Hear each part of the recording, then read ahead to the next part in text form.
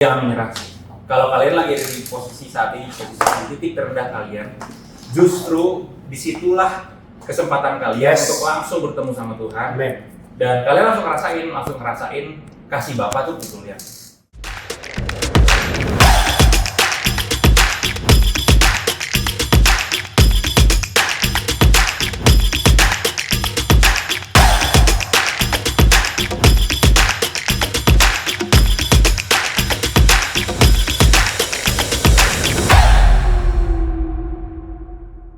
Shalom Listeners, kembali lagi di podcast Kembali Pulang.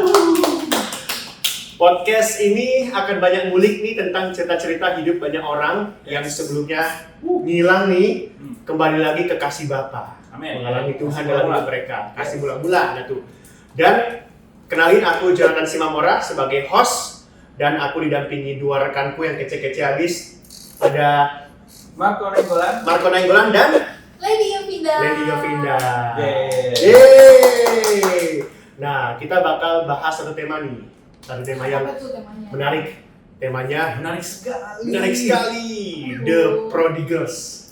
Apa tuh artinya? Anak Prodigals. yang hilang. Anak yang hilang. Anak yang terhilang. Kurang lebih. Anak yang terhilang Kurang ya? lebih. Kurang lebih. Siapa tuh yang terhilang? Siapa tuh? Mungkin ada yang di sampingku nih. Bekas hilang nih. Aku juga tahu. Aku juga. Kita semua ya. Kita semua pernah hilang. Bekas. Kalau bisa baca nggak ya? Tandain tuh bekas gitu ya. Kenapa? Karena kita yang dulunya hilang dari Tuhan, Ya. akhirnya kita kembali ya, Betul. menemukan kasih Tuhan dalam hidup kita, dan kita yang sebelumnya jauh menjadi dekat, bahkan kita bisa on fire nih. Betul. Nah, tanpa berlama-lama ya, kita banyak cerita-cerita nanti ya, untuk memberikan kepada returners semua satu insight tentang bagaimana perjumpaan kita sama Tuhan. Mungkin kita doa dulu ya. Ya, Kita doa ya. Bapa di sorga, kami bersyukur, kami berterima kasih untuk pertemuan kami hari ini. Kami akan cerita Tuhan dengan banyak sekali kisah-kisah yang kami alami. Kami rindu supaya ini menjadi berkat bagi returners semua yang menyaksikan, dan kami bisa membagikan tentang cinta Tuhan yang mengajak kita semua untuk kembali pulang kepada Engkau. Terima kasih Tuhan Yesus. Kami berdoa, pimpin kami pada percakapan kami hari ini. Dalam nama Yesus kami berdoa. Amin. Amin. Oke, kita langsung aja ke rekan kita yang pertama nih, Marco Nainggolan. Shalom guys. Gimana? Bisa ceritain ke returners, kenalin dulu dong. Boleh. Mungkin mereka belum kenal nih, abang nih siapa nih? Aku panggil abang karena kita bukan kebetulan sih ya. Memang Jauh, beda jauh ya. Memang aku 2004, tahun ini 21. Iya. Abang? Mungkin langsung aja kali. Langsung ya. aja. Jadi aku rasa kayaknya kalau returners yang udah lama follow IG Kembali Pulang yang ada di di sini, bawah sini nih, ya, munculin, teng gitu. aku rasa kayaknya harus sudah lebih mengenal aku. Ya. Kenal. Oke, tapi nggak apa-apa. Aku lawan lagi aja. Nah, Namaku Marco Christian Giovanni Nainggolan. Umurku 31. 31. Tapi harusnya tahun ini 32 sih. Harus Jadi juga. kalian bisa hitung lah ya tadi kira-kira berapa coba. Iya. Kira-kira. Kita beriman ya, Bang Marco tahun ini 32 ya. Beriman ya. Amin. Amin. Dalam nama Oke, Yesus. dalam nama Yesus umur 32 tahun ini. Oke, lanjut. Nah, terus apa lagi ya? Tadi umur udah. Background. Oh ya, mungkin Background, singkat cerita. cerita. Jadi kalau meskipun aku sekarang 31, tapi yang udah denger mengenai kesaksianku di sebelumnya. Nah, jadi ada kesaksian nih. Ya, jadi di podcast kalian sebelumnya. follow yang sebelumnya, kalian akan tahu kesaksianku sebelumnya. Dan sekarang, puji Tuhan, aku sudah lulus. Tepuk tangan buat Yeay. Lulus. Jadi lulus, cerita dong, lulusnya dari mana? Dari Presiden Dari University. Presiden University. Dan bersama dengan Bersama dengan teman-teman. Jadi kita semua satu kampus nih, Betul. istilahnya ya. Kita semua ditangkap Tuhan, dan kita ada di Betul. lingkungan yang sama ya. Betul. Sarjana apa? Sarjana sosial. Esos. Esos. Jadi kalau ada yang butuh tentang sosial nih, orangnya nih. Oke Bang. Dinas sosial. Jadi yang ngangkut orang di jalan. Nah gimana nih Bang? Enggak. Ya. Anyway, jadi mungkin kalau aku cerita lagi dari awal mengenai kesaksianku sebelumnya, kayaknya terlalu panjang dan udah ada sebenarnya. Udah ada di episode ini. Iya. Mungkin kalian langsung stay tune ya di Coba dicek-cek, scroll gitu ya. Lihat mukanya gitu. Ya, aku mau update aja sedikit aja. Kayaknya aku akan lebih banyak ngasih kesaksian kayak ke teman-temanku. Tapi kalau dari aku sendiri, aku pribadi, mungkin aku singkatin dulu. Jadi singkat cerita, aku dulu tahun 2011 aku ke Jerman. Dan aku kuliah di sana. Lalu di sana ditangkap Tuhan, merasakan kasih Tuhan. By the way, aku kuliah 10 tahun di sana. 10 tahun ya? Ya, 9,5. 9,5 itu di Jerman? Ya. Oh, ya. Satu kuliah aja atau ada beberapa? Ada beberapa. Ada beberapa. Nah, jadi aku kuliah di sana lama, lalu bertobat juga di sana, menemukan Tuhan. Sempat juga ya setengah-setengah mempertanyakan Tuhan ya, sempat juga. Tapi ternyata aku menemukan bahwa pribadi yang betul-betul yang mengasihiku terlepas dari apapun yang keadaanku ya, itu memang cuma Yesus. Cuma Yesus Ada aja. yang lain. Tangan buat Tuhan ya. Amin, amin. Lalu singkat cerita juga aku mau bayar harga dari kesalahanku yang sebelumnya. Aku kuliah lama dan Kuliah selesai. Ya harus menurunkan gengsi, harga diri, sampai harus ngulang lagi dari nol. Sebenarnya nggak dari nol juga sih, karena ada beberapa hal yang ada beberapa nilai yang bisa ditransfer ke sini. Transfer kredit ya? Ya, transfer kredit sedikit aja nggak terlalu banyak. Nah itu akhirnya aku mau ulang lagi dan sampailah di sini, puji Tuhan udah selesai dan sekarang posisinya sedang menata masa depan. Wish, Gitu. menata masa depan. Mungkin pesan aku yang mau aku sampaikan ke Coba kasih tahu dulu. Selama kalau kalian ngikutin kisahku yang dulu, gitu, kalian akan menemukan bahwa aku ini dulu sangat stres dan depresi dan terhilang, lost gitu. Dan kalian akan mungkin dari percakapanku saat itu kalian mungkin akan menemukan. Cuman ketika maksudnya kan kita kan punya tagline ya. Ya, Kalian tagline kita. Oke, kita tagline dulu. Kita punya tagline dulu. Ayo. Kita. Ya, tagline kita adalah Real Real Love, Real Life, Real Love. Ulang lagi ya. Oke. Tagline kita itu ada satu tagline yang sangat unik ya. Betul. Dan itu menggambarkan semua apa yang kita ingin bagikan Ya, message-nya. ya. 1, 2, 3. Real Love, Real Life, Real Love. Oke, lanjut lagi ya. Nah, di situ. Jadi nyambung sini ya. Nyambut lagi. Jadi aku yang real life ini adalah prosesnya. Prosesnya. Real love kan titik terendahnya. Pernah di titik terendah berarti. Real love itu saat sudah berada di kasih Tuhan. Udah ada di kasih Tuhan. Dan kita bersinar gitu ya dalam kasih Tuhan. Nah, di real life ini tuh aku waktu lagi aku bersaksi saat itu, aku rasa itu aku lagi dalam posisi ya real. Sebenarnya real love sih harus sudah ya. Tapi maksudnya ceritaku belum sampai situ. Belum sampai situ ya. Nah, saat waktu lagi aku pulang ke Indonesia kembali memutuskan bulan itu lagi COVID ya. Itu aku betul. Nah di sini inilah yang real love merasakan sesungguhnya. Jadi betul-betul wah hidupku betul hanya karena kasih karunia aku bisa sampai di sini. Bahkan ketemu sama teman-teman tercinta kita nih, tentang Tuhan. Nah, jadi yang aku mau sharingkan adalah teman-teman jangan menyerah. Kalau kalian lagi ada di posisi saat ini, posisi di titik terendah kalian, justru disitulah kesempatan kalian untuk langsung bertemu sama Tuhan. Amen. Dan kalian langsung ngerasain kasih Bapa tuh betul yang nyata banget gitu. Maksudnya jangan terjebak dengan apa yang pengajaran dunia bahwa membuat kita jadi semakin down, semakin depresi. Betul. No. Jangan percaya itu. Justru malah Tuhan tuh bukan Tuhan yang kalian bayangkan. Tuhan tuh Tuhan yang penuh kasih dan kalian gak akan bisa ngebayangin kasihnya Tuhan. Sedalam lautan, seluas samudra, wah nggak bisa. Kalian jangan kira Tuhan tuh Tuhan yang memang Tuhan tuh adil. Kalian jangan salah paham. Tuhan tuh adil. Dia akan juga menghukum orang yang menurut dia pantas untuk dihukum. Tapi maksudnya kalian jangan langsung tertuduh bahwa oh aku ini pantas untuk dihukum. Aku lebih bunuh diri aja itu nggak ada gunanya. Oh no, jangan. Justru kalian harus harus memandang Tuhan tuh dari sudut yang lain, bahwa Tuhan tuh sangat penuh kasih dan bahkan kalian masih saat ini menonton episode ini itu hanya karena kasih. Itu aku take notes ya. Jadi kita mesti ngelihat dari perspektif yang lain ya, Bang. Nah, sebelum kita lanjut nih, kan ini dari Jerman nih. Ya. Tes dulu dong. Waduh. Masih beneran nggak dari Jerman nih? Coba bahasa Jermannya aku sayang kamu apa? Ayo. Aku tresno karo kowe. Wah, jangan kayak gitu. Wah, ini dipertanyakan. Ini Jerman. Jajaran Sudirman nih. Bahaya nih. Ayo. Enggak. Bahasa Jerman aku cinta kamu. Ayo. Ibedi. Ini mah Korea ya. Korea ya. Sarangeo ya. Ich bin Aku anak Tuhan. Ich bin Gottes Sohn. Tapi kalau Gottes Sohn jatuhnya kayak Tuhan Yesus ya. Tuhan Yesus anak ya? manusia ya. Anak manusia ya. Ya, ich gehöre zu Gott. Nih, itulah ya. Iya. Yang tahu bahasa Jerman lah ya. Iya. Kayak nanya ngerti ya. Yang bisa verifikasi nih, bener nggak ini? Soalnya kalau aku bilang aku anak Tuhan, kalau di bahasa Jerman tuh kesannya kayak aku Yesus gitu. Kayak Yesus tuh kan anak Tuhan, maksudnya kan Yesus adalah anak Oh, Allah gitu. Kesannya kurang lebih gitu. Jadi harus Iya. kayak berbeda gitu. Ya, kan. Mesias hanya Tuhan Yesus ya. Ya, betul. Kita hambanya dia ya, Iya, Tuhan Yesus ya. betul. Oke. Oke Bang, tadi aku ingin nanya nih beberapa hal nih. Waktu pertama kali nih memutuskan pergi ke Jerman, Ya. itu kan nggak semua orang akan ke Jerman itu dengan mudah ya. Maksudnya keputusan yang berat meninggalkan Indonesia, meninggalkan keluarga.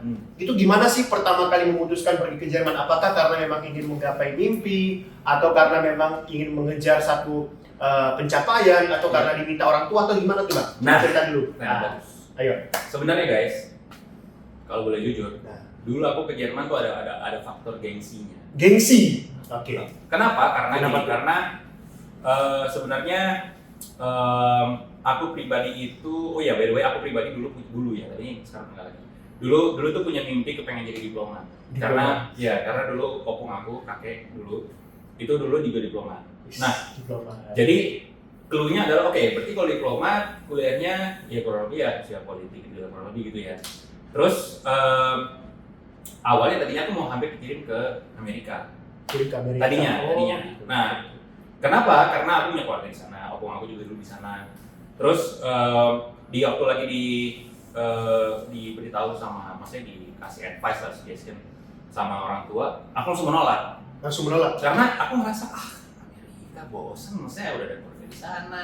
Terus ini maksudnya kayak padahal mungkin kalau teman-teman Returners mungkin kalau di Amerika, wih, Keren. kesempatan. Kenapa Dikasih sih kesempatan, gitu kenapa kan? enggak? Bayangin guys, aku udah berpikir ngapain gua? Berarti Udah ini tahu. hashtagnya bekas orang sombong. Nah, itu dia. Bekas orang sombong nih. Itu dia. Jadi ngapain? Mendingan aku pengen ke tempat yang baru yang belum pernah aku kenal gitu ya. Kalian kalau nonton Lion King, kalian akan mungkin bisa ngebayar aku seperti kayak si Simba. Simba. Jadi Simba itu dia kan pengen explore tempat yang lebih jauh, padahal bapaknya udah bilang, kamu jangan lari di luar dari matahari terbit.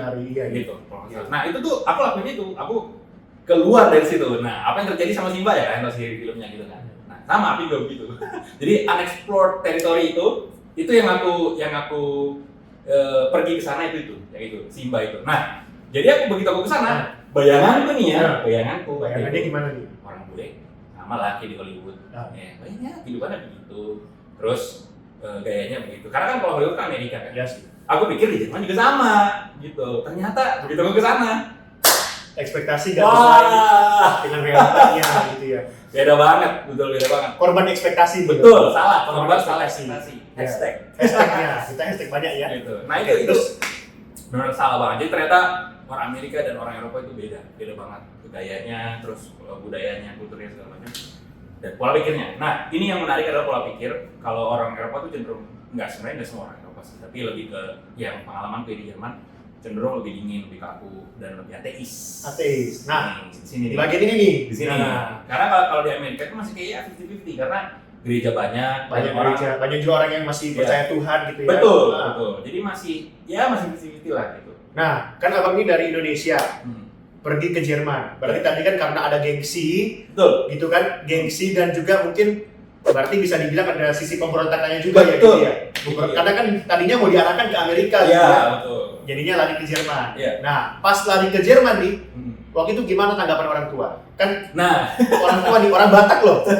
Orang Batak laki-laki lagi loh. Kita bukan gimana ya, tapi kan culture Batak ya. Sekaligus kita tahu ya. Iya. Nah, itu gimana tuh? Orang tua respon tanggapannya? Iya.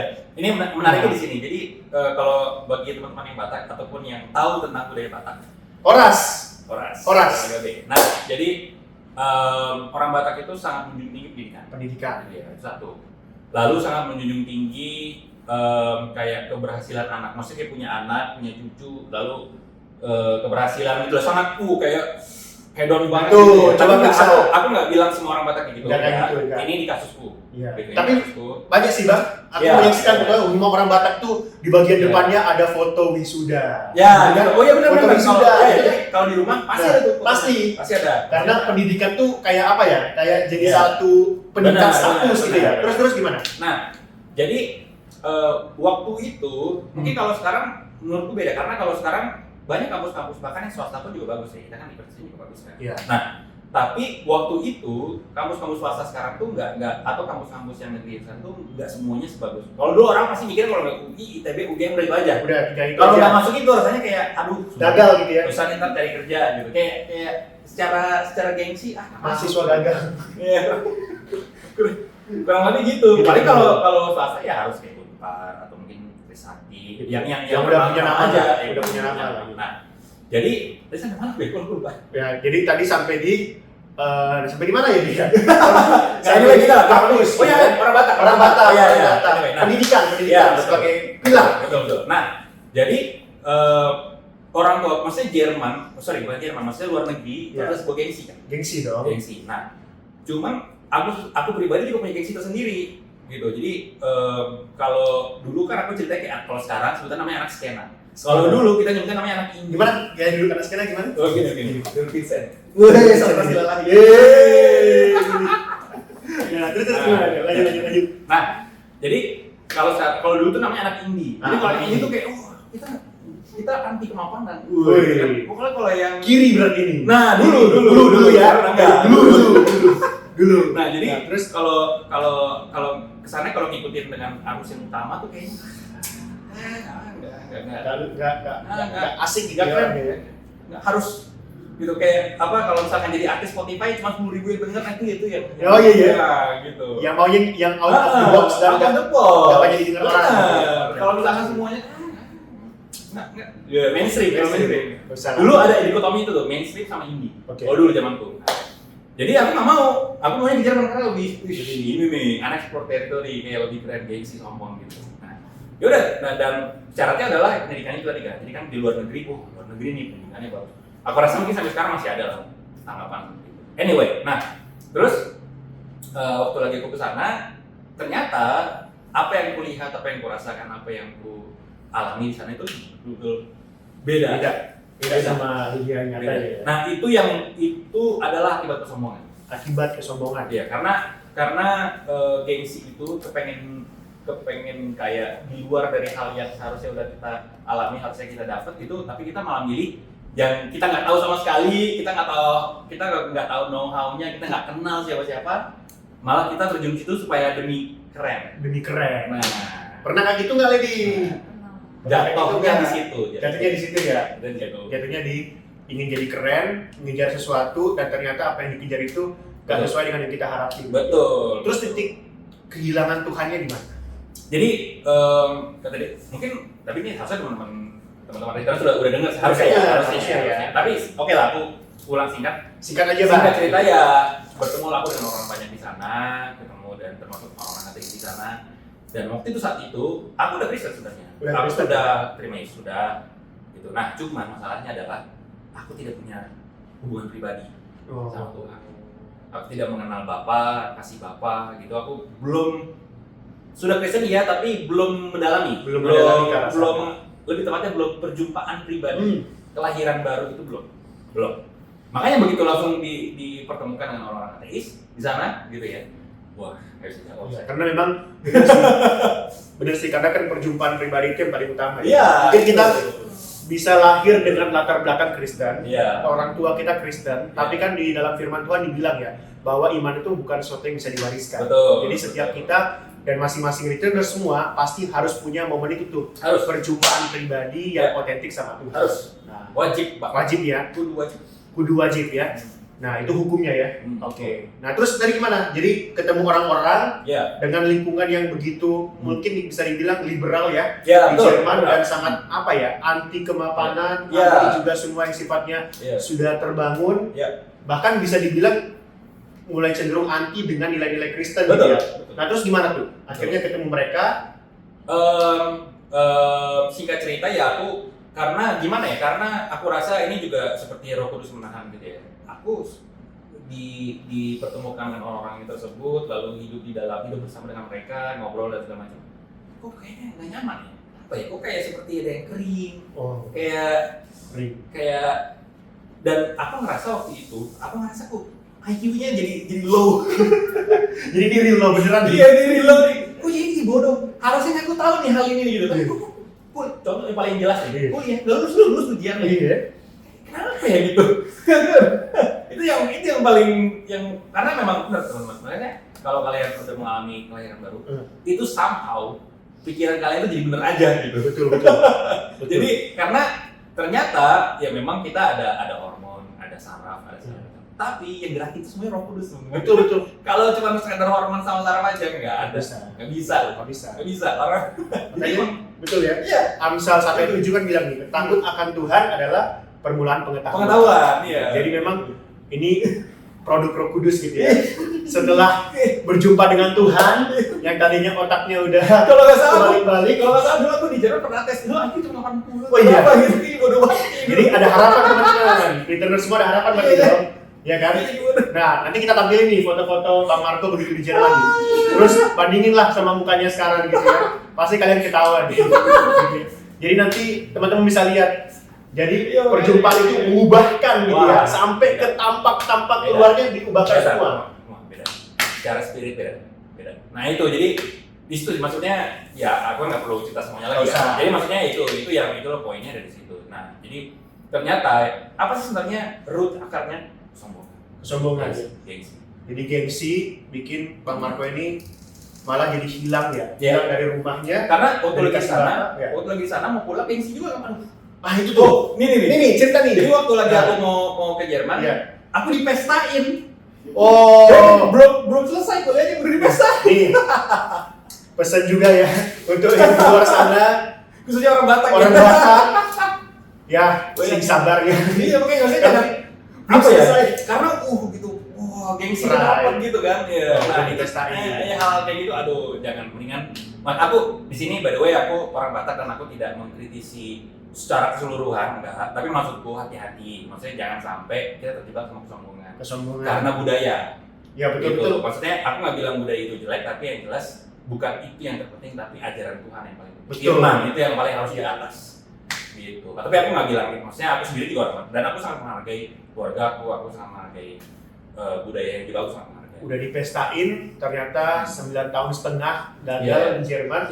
Dan gengsi untuk balik. Karena semua orang tahu pasti kan ekspektasinya bakal gede dong. Betul. Abang udah kuliah di Jerman, malu dong. Udah dong. Malu. Gengsi juga. Gitu bayangin aku punya gengsi itu dalam dalam waktu 10 tahun memiliki gengsi itu. Yang seharusnya kalau 2 tahun pertama aku udah udah nggak benar. Pulang harus. Iya sih. Gitu. Jadi pesannya nih makanya apa ya? Kalau kita gengsi, itu malah bikin jadi bodoh. Jadi bodoh. Jadi orang yang gengsi itu gengsi sombong gitu ya. Dia merasa paling hebat, paling benar, berontak itu sebenarnya orang bodoh gitu ya. Enggak, maksudnya bukan ya itu juga yang paling penting. Maksudnya lebih kayak aku nggak mau kayak orang lain. Aku mau jadi diriku sendiri. Nah, itu bahaya teman-teman. Hati-hati. Iya, harus hati-hati. Iya, itu. Memang sih, tadi bener ya yang dibilang sama Bang Marco. Karena tinggi hati itu pasti seringkali mendahului namanya kehancuran. Iya, betul. Dan yang tadi aku lihat ya dari ceritanya Abang, bertahun-tahun harus dilewati karena gengsi. Iya. Gengsi itu menghalangi kita untuk bisa balik pulang ke kasih Bapa ya. Jadi ini pesan untuk returners semua nih. Gitu ya. Seringkali mungkin kita punya ego kita, punya pride kita yang kita pertahanin nih.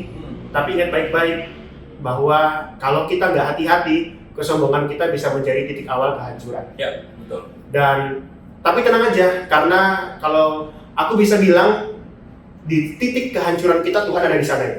Tuhan ada di sana. Buktinya Bang Marco ada di sini, ya kan? Bang Marco ada di sini bisa cerita, bisa kesaksian karena Tuhan sudah memulihkan hidupnya, gitu ya. Bang, sedikit aja singkat, apa sih yang membuat abang itu jatuh cinta sama Tuhan? Nah, pertama, hal yang terpenting sih ya, mungkin terpenting dua kan, tapi hal yang terpenting adalah kalau misalkan kalian baca di Wahyu, gitu, itu mengenai kasih mula-mula kan. Kasih mula-mula.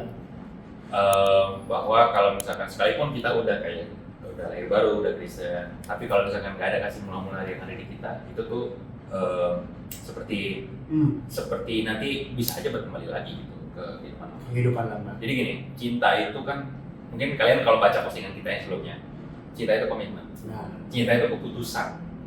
Jadi bukan perasaan, bukan menye apa segala macam. Terus cinta monyet juga gitu kan, yang singkat aja.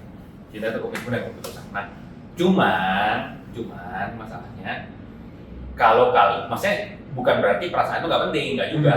Kalau kalian nggak merasakan, nggak experience, nggak mengalami, bagaimana kalian memutuskan? Betul. Makanya ya, sebelum kalian ke komitmen, ya aku kan sudah berkomitmen. Nah sebelum ke komitmen, ya kalian merasakan dulu kasih Bapa. Kalian harus, Roh Kudus harus menjamah kalian dulu.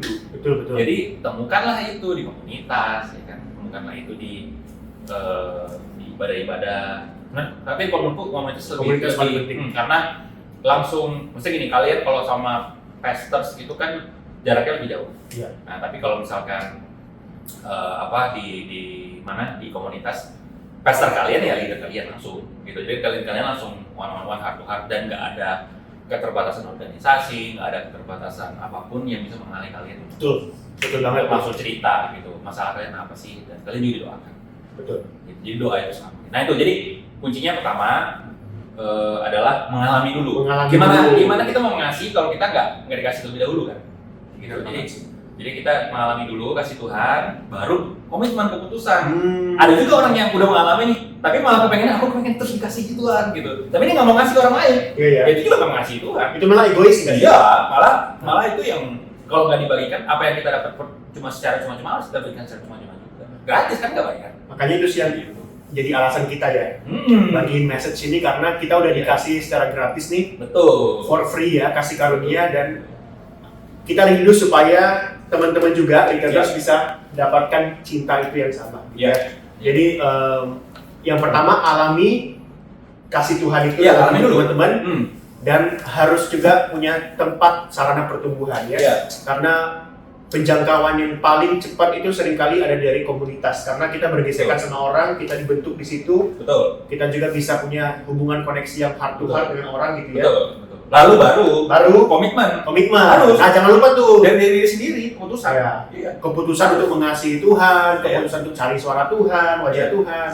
Nah itu. Jadi abang ini bisa di posisi sekarang karena sudah mengalami dan berkomitmen untuk terus cinta Tuhan. Gitu. Oke bang, thank you. Kita nanti akan balik lagi ya ke abang. Tapi kita sekarang ke Lady. Mengira-ngira aku benar nggak ya atau aku salah ya? Jangan ragu-ragu karena udah pasti kita udah lari jauh dan alarm itu mengingatkan kita untuk kembali lagi.